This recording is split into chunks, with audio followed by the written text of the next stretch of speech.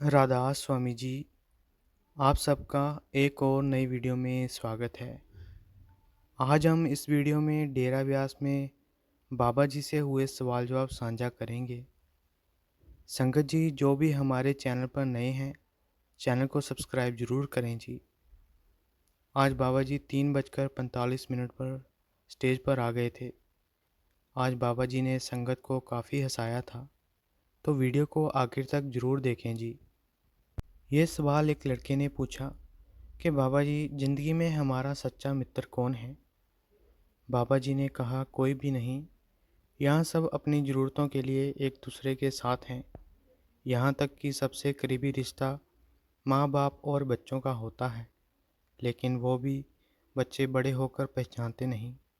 सच्चा मित्र तो वो मालिक ही है जो हमेशा हमारा साथ देता आया है। अगला सवाल एक लड़की ने किया कि बाबा जी, जब मैं छोटी थी तो मैं अपनी माँ से पूछती थी कि क्या बाबा जी चश्मा स्टाइल के लिए लगाते हैं, तो माँ ने तो बताया नहीं, आप ही बता दो। बाबा जी भी हंसते हुए कहा, इसका कोई नंबर थोड़ी है, ये तो ऐसे ही है। फिर बाबा जी ने कहा, जब मैं यहाँ आया था तो मैंने देखा ऐसे तो कोई मेरी बात मानेगा नहीं, इसलिए मैंने थोड़ा बूढ़ा दिखने के लिए चश्मा लगाना शुरू कर दिया। इस बात पर सारी संगत हंसने लगी। अगला सवाल एक लड़के ने किया कि बाबा जी, क्या नामदान लेने के बाद जीभ की संभाल गुरु करता है? बाबा जी ने कहा, अगर साथ चलोगे तो, लेकिन साथ चलता कौन है? फिर बाबा जी ने कहा, हजूर कहा करते थे कि नामदान लेना तो ऐसा है कि आपको बुलडोज़र के साथ बांध दिया है। अगर आप साथ चलोगे तो ठीक है, अगर नहीं चलेंगे तो घसीट कर जाओगे। फिर लड़के ने कहा कि बाबा जी, सत्संगी आदमी पॉलिटिक्स में जा सकता है? बाबा जी ने कहा, आप कुछ भी कर सकते हो, लेकिन अपने असूलों को नहीं भूलना। असूलों को आगे रखकर कुछ भी कर सकते हो। अगला सवाल, बाबा जी, नामदान लेकर कोई ना कोई गलत काम हो जाता है तो क्या करें?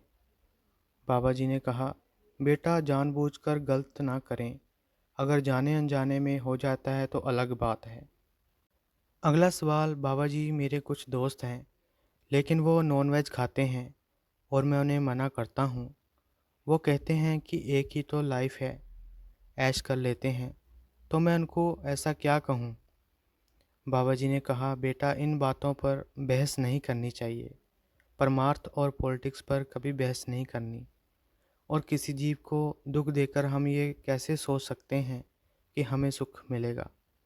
हम कुछ देर के स्वाद के लिए किसी जीव की हत्या कर देते हैं। ये तो गलत बात है। अगला सवाल, बाबा जी, आप एक बार स्माइल कर दो। बाबा जी ने हंसते हुए कहा, मैं शाहरुख खान हूँ। इस बात पर सारी संगत हंसने लगी। अगला सवाल, बाबा जी, मैं मोबाइल का बहुत इस्तेमाल करती हूँ, कैसे कम करूँ? बाबा जी ने कहा, बेटा, मुझे तो समझ नहीं आता आपको कौन सी चीज़ इन चीज़ों की तरफ खींचती है। हमने इन चीज़ों की उतना ही इस्तेमाल करना चाहिए जितनी इसकी ज़रूरत है। हमें इनके मोहताज नहीं होना चाहिए।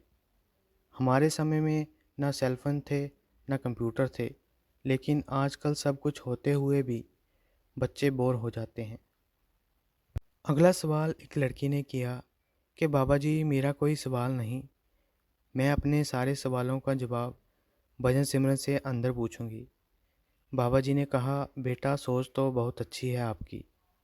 फिर लड़की ने कहा, बाबा जी, आप हिमाचल आते रहना। बाबा जी ने हंसते हुए कहा, मैं तो रहता ही हिमाचल में हूँ। बाबा जी काफ़ी देर स्माइल करते रहे। फिर बाबा जी ने कहा, अंदर से। इस बात पर सारी संगत हंसने लगी। अगला सवाल, बाबा जी, सारे मुझे चल्ली कहते हैं। बाबा जी ने कहा, तुम उनको कहना कि हाँ, मैं हूँ चल्ली, अपने गुरु के प्यार में। अगला सवाल, बाबा जी, बहुत बहुत शुक्रिया, मुझे आपने 3 लड्डू दिए।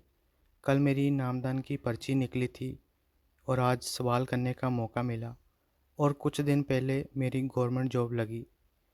बाबा जी ने कहा, सिंधी में लड्डू का मतलब पता है क्या होता है? घर जमाई। इस बात पर सारी संगत हंसने लगी। फिर लड़की ने कहा, बाबा जी मेरी दादी हमेशा कहती रहती है, बाबा जी मुझे ले जाओ। फिर मैं उन्हें कहती हूँ कि दादी भजन सिमरन करोगे तो बाबा जी हेलीकॉप्टर में लेकर जाएंगे, लेकिन वो ये सुनकर रोने लग जाते हैं, तो इससे मेरे कर्म तो नहीं बनेंगे। बाबा जी ने कहा, बेटा आपको उनका सहारा बनना चाहिए। अब सब तो करते नहीं हैं, आप उनको खुश रखें। अगला सवाल, बाबा जी आपका कोई सपना जिससे आपको खुशी मिले?